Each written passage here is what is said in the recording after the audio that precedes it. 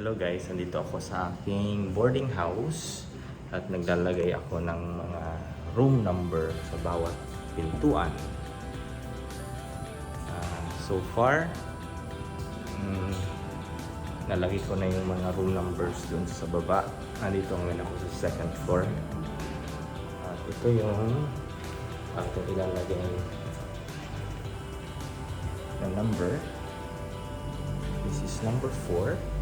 Para yan dito sa pintuan na ito. So kung gusto nyo tingnan ng ating boarding house, ito ang kanyang itsura.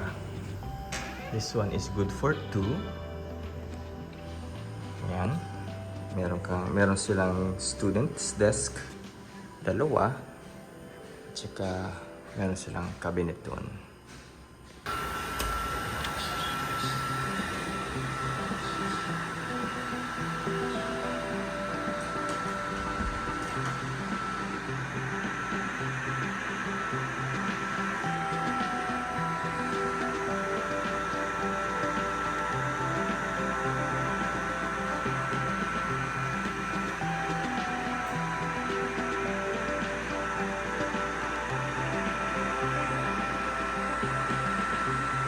Hey guys, nandito tayo ngayon sa aking unit.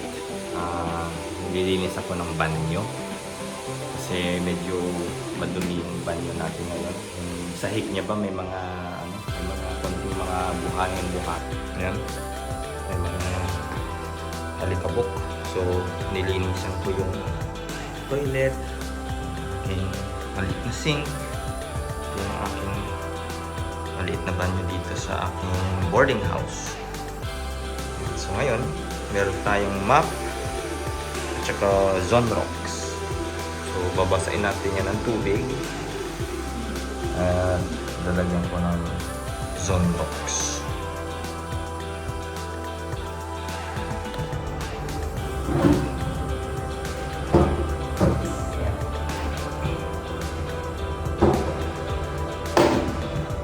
Babasain natin ng tubig.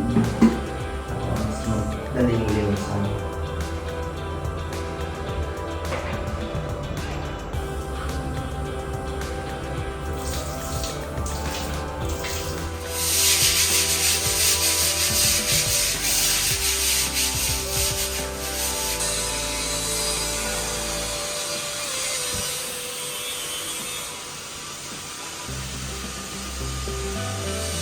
Ayan, medyo malinis yung sahig natin.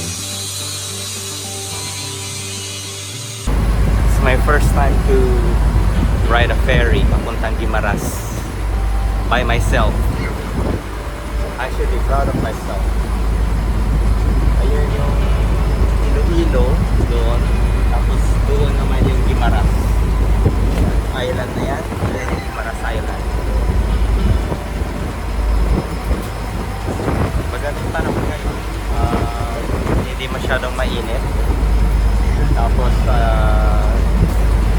yung araw hindi masyadong harsh. Ayan guys, yung Guimaras Island. Lapit yan sa inyo.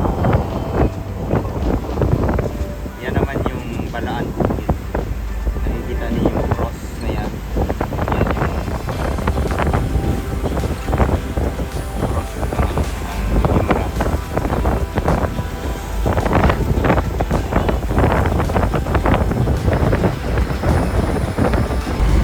Yung fare ng ferry papuntang from Iloilo to Guimaras is 30 pesos.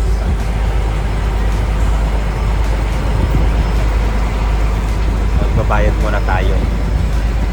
Nandito na ako ngayon sa Guimaras, sa wharf nila. So, meron ditong mga paninda. Meron silang mga artifacts, keychains. Meron silang mga hats,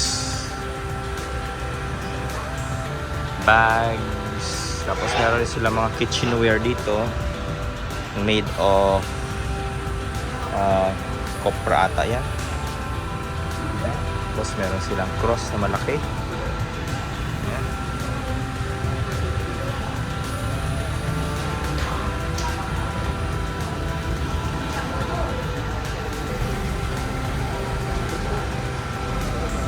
Dito pinipick up yung mga galing sa Iloilo. Meron mga jeep din dito, tricycle. Inaantay ko lang yung sundo ko eh.